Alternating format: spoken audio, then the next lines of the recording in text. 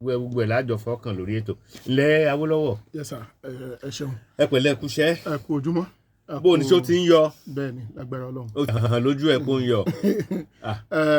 ẹ jọ̀ọ́ ẹ̀yin èèyàn mi mo fẹ́ kẹ́ kọ́kọ́ kọ nọ́mbà mi lẹ̀ 081 880 290 71 081 880 29071. báwo ló ṣe lè ṣe lánàá every 15th ṣe mọ̀ mo sọ pé wọ́n máa ń ṣe conversion rate iṣẹ́ téèyàn bá ti ṣe automatically ó máa convert ara ẹ̀ sí reward point wa sí iye token yẹn BTT yẹn.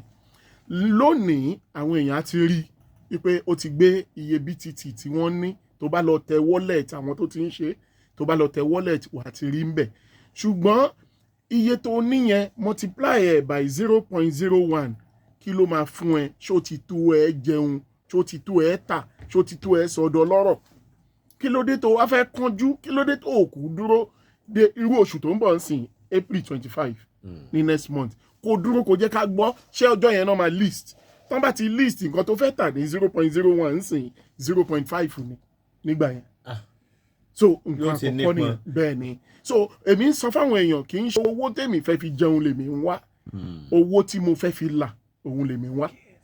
now tó o bá darapọ̀ mọ́ okòwò yìí látara Olúmídé Awólọ́wọ̀ nínú gúrùpù mi ló ń sanwó fún kì í ṣe bísínẹ́sì yìí láti bẹ̀rẹ̀ dópin ọ̀fẹ́ ni mo sì ṣe ìdánilẹ́kọ̀ọ́ nínú gúrùpù lánàá 20 something minutes bíi 26 or so ni mo fi sọ̀rọ̀ ṣàlàyé ipa kọ̀ọ̀kan nínú okòwò yẹn.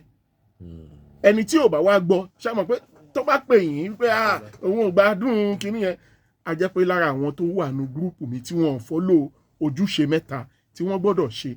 àkọ́kọ́ bẹ́ẹ̀ ni ojúṣe àkọ́kọ́ tó bá ti join gúrùpù mi anything tí n bá post either in English or Yorùbá o gbọ́dọ̀ kà á ojúṣe àkọ́kọ́ nìyẹn.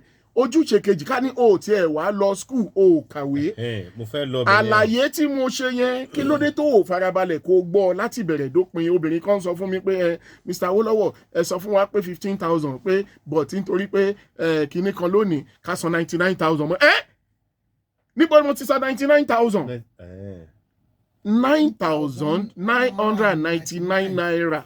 wọn gbàgbọ́ yé ni.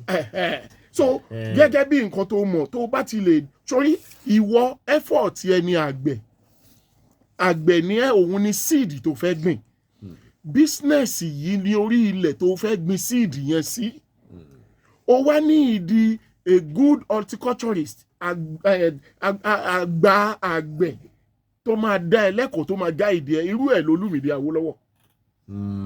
tó bá wá fọ́lò ìtọ́ni owó ọpọlọ Olúmídé ní owó tán sọ kì í ṣòwò business ẹnìkan kò nídìí owó ẹnìkan sọ fún mi pé ìtòrí òun jẹ́ networker lòun ṣe ń béèrè mo wá ní ìbéèrè wo ni ó ní ìbéèrè tóun béèrè yẹn kí ni ìbéèrè ọ̀hún. ìbéèrè àkọ́kọ́ ó ní èèlò ni wọ́n máa san fóun lójoojúmọ́. mo ti rí pé àwọn sogúndogójì ló wà nú ẹ̀ ṣe rí kinní tí mo ti sẹ́ndì sí account number mo kàn sáré lọ delete ẹ̀ ni mi delete yòókù. má kò tiẹ̀ bá mi. tó bá jó wú ẹ ló jọ mí lójú mi ní máa rojọ́ lọ́sọ̀ọ̀sẹ̀. kò sí gbogbo àsìkò. so 081 880 29071 lónìí òní nìkan ni tí n bá ṣe lónìí ìsìn tó bá dago mẹ́rin màá tún ṣe lórí Solution FM tó bá di lọ́la màá tún ṣe lórí Star FM. so jọ̀ọ́ nítorí Ọlọ́run owó rẹ kọ́ ni mo fẹ́ ná owó tí mo fi ń ṣètò lórí rédíò káàkiri ni òun ni mo fi ń ṣe ìdánilẹ́kọ̀ọ́ yẹn wàhálà ni mo ṣe máa sùn láago 3. ẹ fi ń ṣe oògùn tá a fowó ṣe. ẹ̀yìn àrò àbí ẹ̀yìn àmì ni wọ́n ń gbé tó ṣe bí òwe ẹ̀yìn àgbà 081 Lágelú ni kò lọ sẹ́ndì sí mi bó ṣe ń gbọ́ mi yìí 081 880 29071 WhatsApp message ẹ ṣeun ojú òní ti gbogbo wa.